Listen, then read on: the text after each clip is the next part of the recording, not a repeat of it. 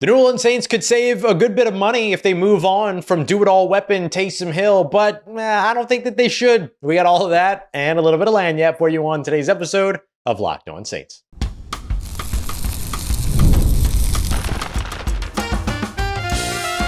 You are Locked On Saints, your daily New Orleans Saints podcast. Part of the Locked On Podcast Network, your team every day.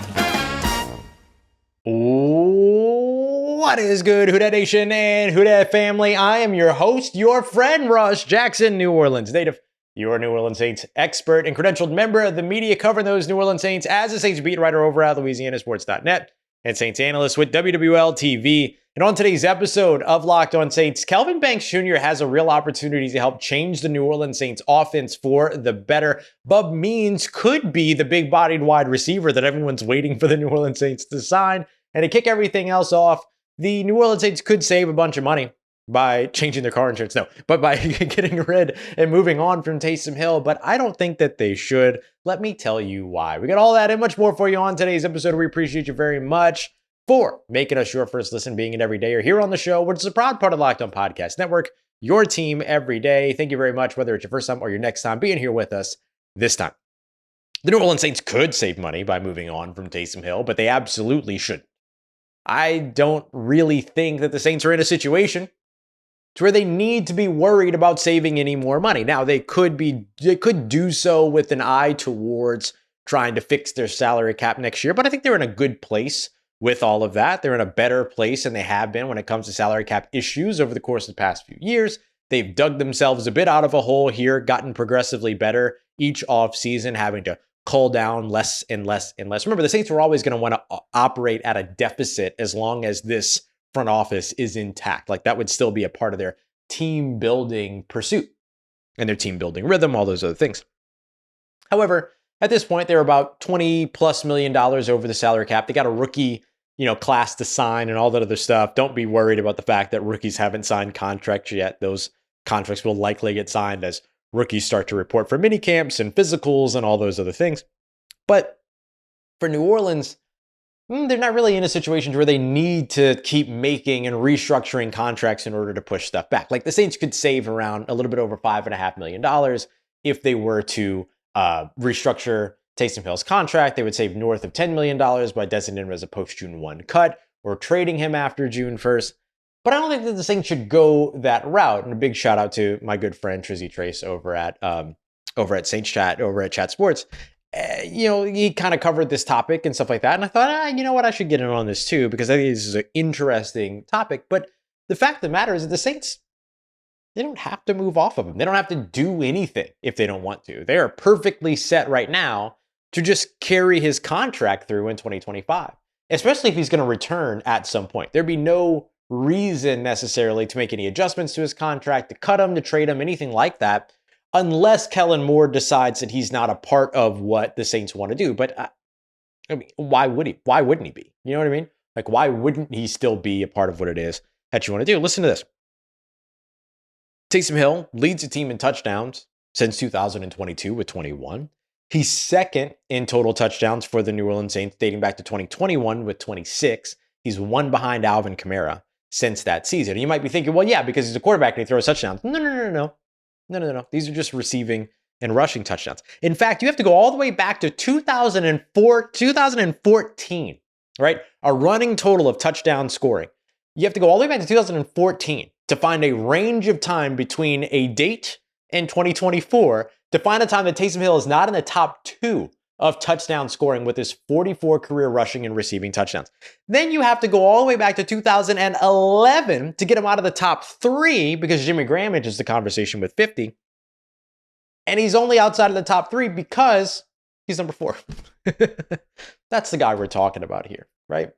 You could potentially go to Taysom Hill and say, okay, if you're not going to be ready until this point in the season, then maybe there's an opportunity to kind of rework the contract, maybe make some things incentive heavy, maybe take a pay cut or something like that. But I don't know why he would agree to a pay cut. I wouldn't. Again, like, you agreed to pay me that money. It's your problem. That's not my problem. I don't need to give you money because you agreed to pay me money. It doesn't make any sense.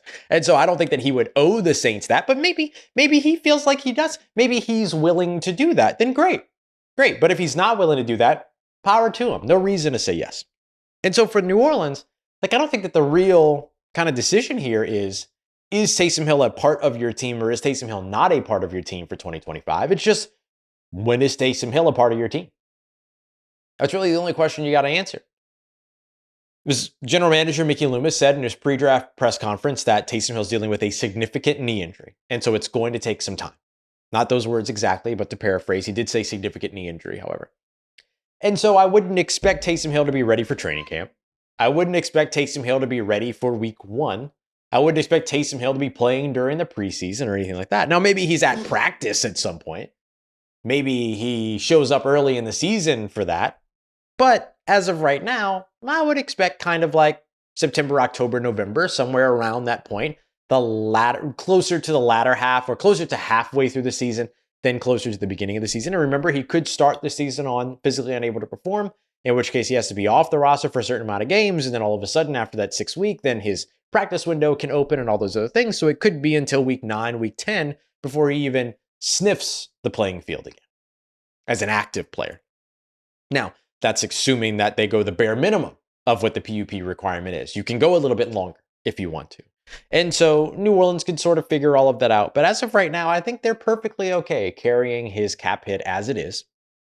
Maybe there's a way to kind of go back to the drawing board on it and make adjustments. I asked for clarifying purposes, several sources around the idea of hey, with Taysom Hill being injured, does it limit the mechanisms that you have available in terms of what you can do with this contract? And I was told blatantly several times, no.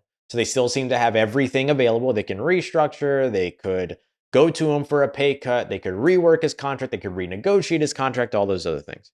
Taysom Hill is one of those players who doesn't get enough credit for aging like fine wine because of the injuries, right? But here's the thing. When he's on the field, he's productive and he's the highest scorer for the New Orleans Saints dating back to 2022.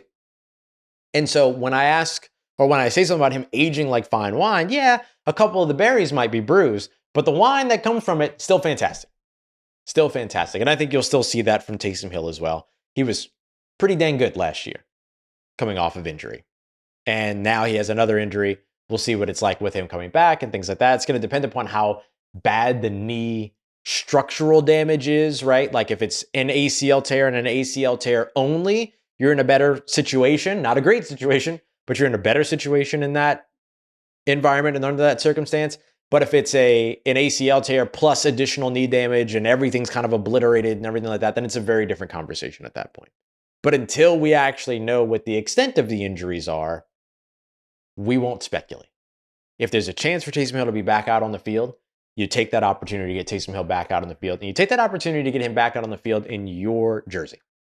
Simply put, one of the most reliable weapons this New Orleans Saints team has probably ever seen, ever, in terms of his ability to be able to score and his ability to be able to produce, even coming off of multiple injuries at this point, multiple season-ending injuries, or at least season-jeopardizing injuries.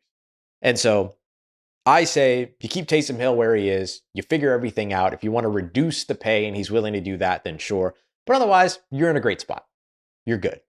You're going to be at a point now to where you're out of a lot of your salary cap worries by 2027. And one player, Taysom Hill, is not going to change that for you. So keep it as it is. Continue to move ahead. See when you can get him out on the field. Until then, nothing to be worried about. Nothing to see here when it comes to Taysom Hill. Coming up next, something to see here when it comes to the wide receiver room. The New Orleans Saints still haven't added that big body wide receiver, but maybe it's because they feel like he's already in the building. We'll dive into that next as we continue on with today's episode of Locked On Saints, part of Locked On Podcast Network, your team every day. Today's episode of Locked On Saints is brought to you by our friends over at FanDuel. The NBA playoffs are in full swing, and FanDuel is doing everything to make sure that you can get in on all of those can't-miss moments. Whether it's a game-winning shot or a breakout player, there have never been more ways, and there's never been a better time to get in on the game over at FanDuel today. They make it fast and easy to stay in the game as well before tip-off and live after tip-off as well. For instance, later on tonight, you've got a huge matchup between the Denver Nuggets and the Oklahoma City Thunder. The Nuggets desperately trying to stay alive, but the Oklahoma City Thunder 10.5 point favorites. Why am I telling you that? because with your first $5 bet, you're going to be able to win $200 in bonus bets if that bet wins. So you put that $5 down on the money line of a heavy favorite like the Oklahoma City Thunder, you have a chance to walk away with $200 in bonus bets to get in on a bunch of other pieces of action as well. So make every moment more with FanDuel today, the official sports betting partners of the NBA. All right, family, perhaps the New Orleans Saints haven't drafted or signed their big-bodied wide receiver because they feel like they have one at home with Bub Means, the Pittsburgh wide receiver who was drafted in last year's draft in day 3. Check some of the boxes. And there's actually another wide receiver that also does as well. Look, this is something I've been teasing for a little while, discussing Bub Means and all this other stuff. And look, I get it. Bub Means dealt with injury last year. No one really knows exactly like the type of player he is, the boxes that he checks or doesn't check in terms of play style and all those other things at the NFL level. But if you look at him through his college career, he did a lot more than just stretch the field. Did he stretch the field well? Absolutely. But at Pitt, he was asked to run like 3 routes. That's not true. But he was asked to run like a very limited route tree that didn't really play to his strength. And part of the reason why he was so excited landing in New Orleans and being in kind of that Clint Kubiak offense last year is because he would get the opportunity to do more, run more routes, be a bigger part of the game plan, because when you were in that Clint Kubiak offense, if you were running a route on a passing play, you were a viable option. And I don't think that's going to be less true in Kellen Moore's offense. You look at the offense that he had in Philly, the offense that he had in Los Angeles, and the offense that he had in Dallas. Not a lot of freelancing wide receivers out on that field, right? Everybody was running a route, everyone was serving a purpose, and everyone was a part of the progression. And that's something that Bub Means really loved about the Clint Kubiak offense. I think that's something that he'll really love about Kellen Moore's offense as well, but maybe to maybe even a heightened extent because of what Kellen Moore has the ability to do in terms of playing to everyone's strengths. Now, when you look at Bub Means' college production, he had solid production, but he wasn't necessarily a contested catch receiver. So when it comes down to making those physical plays, those tough catches, either over the middle of the field or the 50-50 balls and things like that, he's going to have to prove that he can do that in this offense. He's going to have to prove that he can do that in his NFL version of himself. But let me give credit where credit is due. Keith Williams got contested catches out of Chris Olave.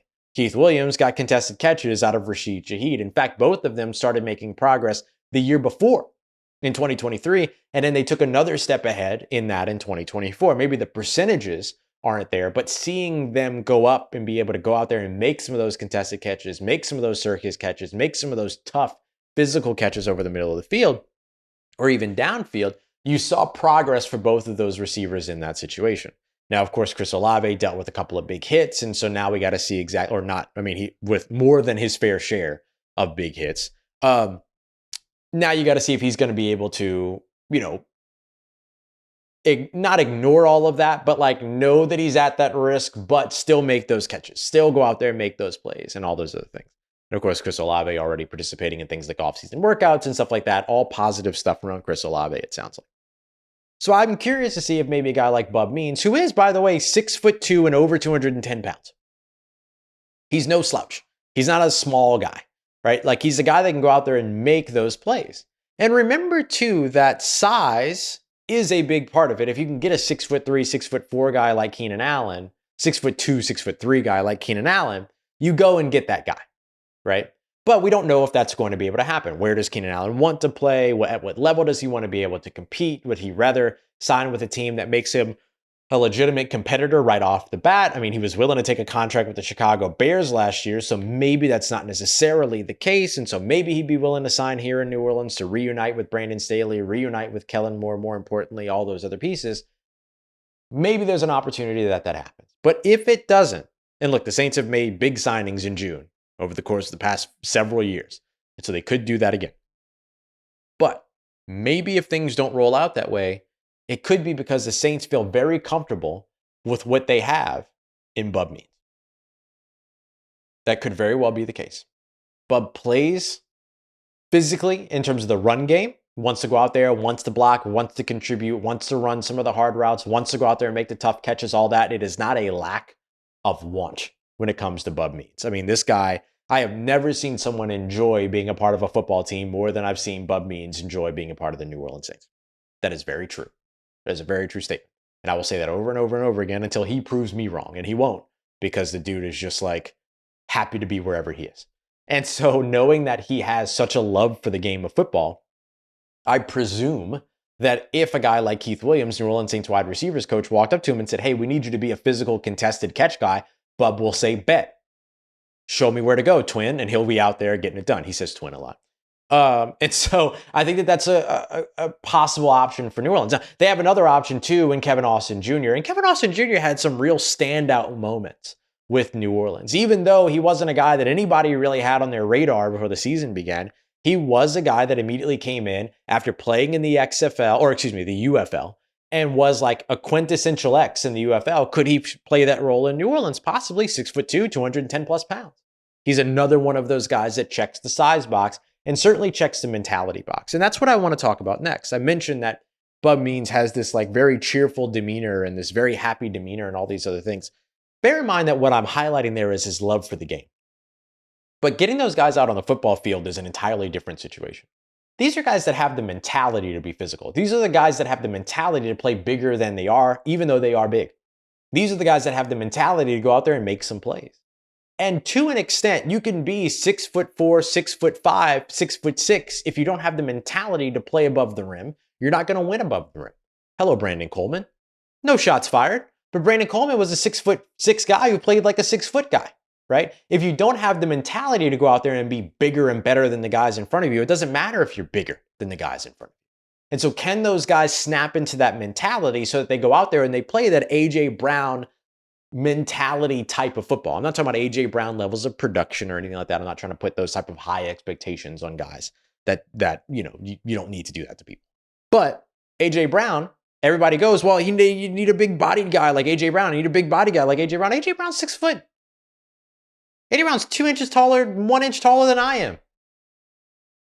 But you know what I don't have? The mentality of an A.J. Brown. Not one bit. Not one bit. Not in the football sense. But you get what I'm saying? Like, sometimes playing above the rim is about wanting to play above the rim more than it is about playing, just simply being big. And we've seen that here in New Orleans. Look at Emmanuel Butler. Emmanuel Butler was one of those guys.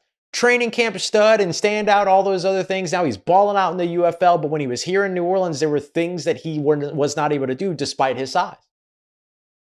So there have been those players in the past. In fact, I think the Saints should roll the dice on Emmanuel Butler again. He's balling out right now in the UFL. It clicked. And so are you looking for something to click when it comes to Bub Means? Are you looking for something to click when it comes to Kevin Austin Jr.? Yes. And so if you can get that to click in those guys, then all of a sudden they become viable options for you and doing exactly what it is that we all believe the New Orleans Saints should be pursuing a wide receiver to do. So I wanted to cover those two guys as options in-house because we covered the draft options. We covered the draft options that they missed out on. We covered the undrafted free agents, and we covered the veteran free agents. So I want to take a look at who are the guys in the room that could check those boxes. And mentality-wise, if those guys can flip a switch, they could potentially, they already check the boxes, but they could potentially go out there and give off the performance and generate the production. So we'll see which way things go for New Orleans. But there are some options at home for New Orleans. Coming up next, Kelvin Banks Jr. I said we don't want to put any big expectations on guys, but I'll tell you what, looking at the New Orleans Saints track record of drafting top 10 tackles, oh boy, does Kelvin Banks have a real opportunity to change the New Orleans Saints offense. We got that coming up for you next as we continue on with today's episode of Locked On Saints, part of Locked On Podcast Network, your team every day.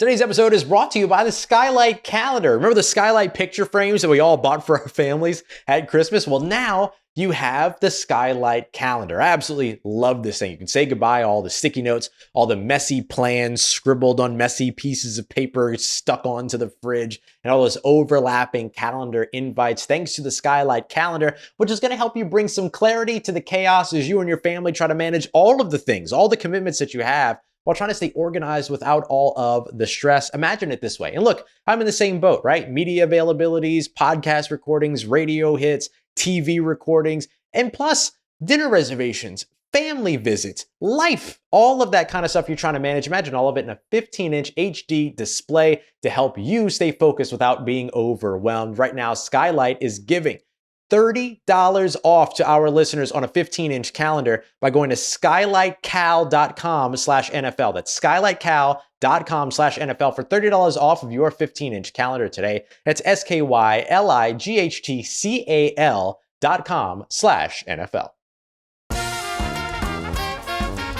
Let's get it, Who Dat Nation. First round pick, Kelvin Banks Jr. has a real opportunity to help change this New Orleans Saints offense for the better. And look, I get it. Like we always talk about, like not trying to put too much of an expectation on players and things like that. But look, when you draft the first round pick in the top 10, there's going to be an expectation no matter what. And there's a real opportunity for Kelvin Banks Jr. to come in here and help to change the New Orleans Saints offense. The Saints didn't give up a bunch of sacks last year. It was around 37 sacks last season. And only like less than 10 of them were with Derek Carr on the field. A lot of them came with the young guys that maybe needed to get the ball out quicker, needed to read the defense a little bit faster, needed to get on the move, all these other things. Like things that you expect young quarterbacks to kind of experience, especially when the entire interior of your offensive line is injured. And by the way, their backups are injured too. And also the skill position players are injured and you don't have anybody to throw to. It was a rough year for the young quarterbacks behind Derek Carr, and really a rough year for the New Orleans Saints injury-wise again in 2024. And so if the Saints can prove to keep their players healthy in 2025, I think a guy like Kelvin Banks Jr. provides you the ammunition that you need on your offensive line to really help your offense take a step forward and do what it is that Kellen Moore is trying to do with this offense, which is to move it forward.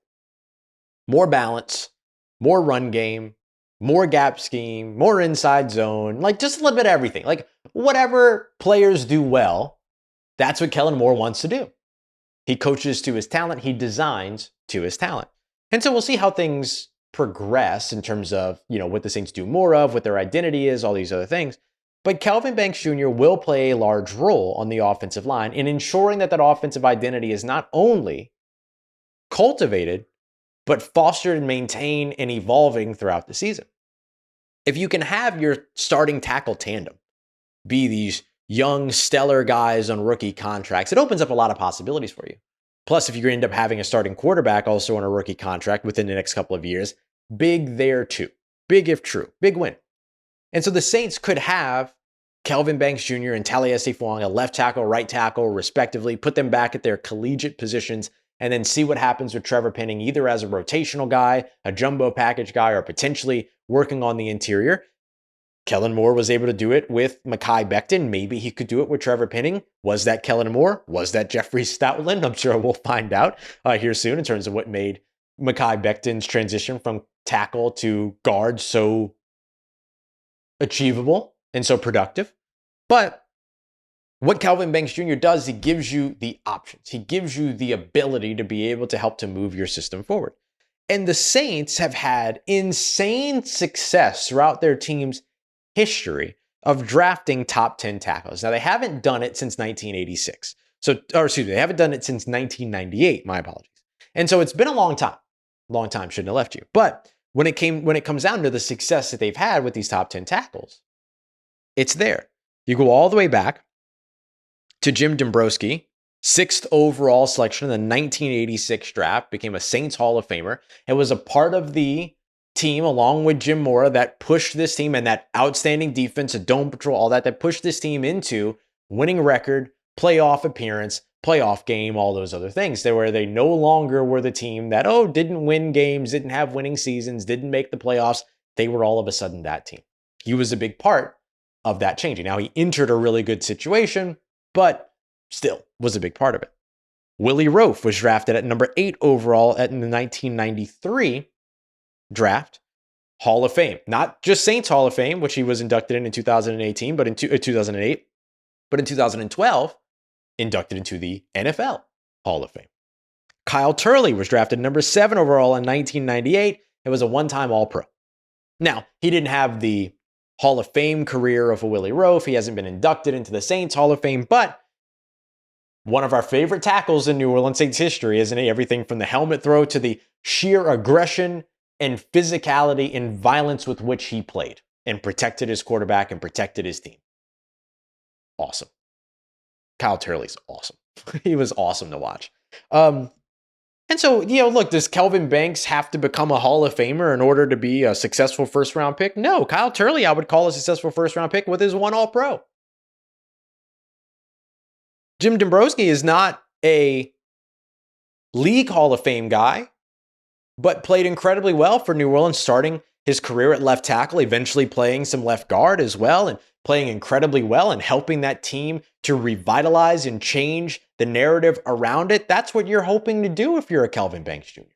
You're hoping to help this team and deliver to this team what it needs protection-wise for it to change its identity, for it to change its trajectory. And if he can find a way to do that, and if the Saints can put him in position to get that done, then I think that ends up going a long way. Now, I know. I'm talking about Hall of Fame players and all pros and team Hall of Fame stuff and everything like that. But isn't that what you want from your first round top 10 pick? Not necessarily league Hall of Fame, but don't you want that player to be a consistent enough contributor to your team that they would be considered for end of year honors and potentially following their career team honors? Yeah, you'd certainly want that. You want that for Taliesin Fuanga, and he wasn't even drafted in the top 10. And so all I'm saying is that the Saints have a good track record here. Now, Mickey Loomis drafted none of these people. None of them and everything like that. Jeff Ireland drafted none of these people. I'm aware of that. I understand that they come from a different place. But like sometimes you just hope that a trend is a trend. And that when it comes down to putting a top 10 tackle on the black and gold, something goes right. And that's certainly what you're hoping for when it comes to Kelvin Banks Jr. Now, does he do it at left tackle? Does he do it at right tackle? Does he plug in at left guard first and then transition to tackle at some point? We'll find out. In fact, this weekend, we'll be at the rookie mini camps for the New Orleans Saints. And because of that, we'll get an early glimpse at where it is that Kelvin Banks Jr. is getting his early work. The Saints did this with Taliesin Fuanga. They lined him up at left tackle during rookie minicamp, and he never moved. Never moved. I was like, it's information gathering. We'll see what actually happens when they get into like OTAs and there's some veterans around. Stayed at left tackle. It's information gathering. We'll see what happens when they get him in training camp and everybody's there. And it's not just some veterans, it's all the veterans. And we'll see how they move him around and all this stuff. I'm sure they try him at a different place. Nope. Left tackle, exactly where he stayed. And then during the regular season, left tackle, exactly where he stayed. So we'll see where Kelvin Banks Jr. ends up lining up. But in any case, either tackle spot or that guard spot, if he makes your offensive line better, it puts your team in position to make strides as an offense. Doesn't mean that they have to be a playoff team or a Super Bowl winning team here in 2025. It just means that they need to be moving in the right direction. Kelvin Banks Jr. has a big opportunity here to help change the Saints for the better and help this team change itself for the better as it moves forward by keeping its quarterback clean and paving the way for its run game. And I think you'll have the opportunity to do that. Let's find out where. We'll dive into more of that in tomorrow's episode. What are some of the things that we're looking for from mandatory minicamp later on this week? We'll dive into that and much more for you here on the next episode of Locked On Saints. We appreciate you very much, as always, for making us a part of your day, part of your routine, for saying yes to me in the show. If you see me, please say hi. If you need anything else around your New Orleans Saints in between these episodes, make sure you follow me on your favorite social media at Ross Jackson, NOLA. Hit me up. Know what our family's doing, them, how you living. Let me know how you're momming them. I trust you, that nation. I'll holla at you.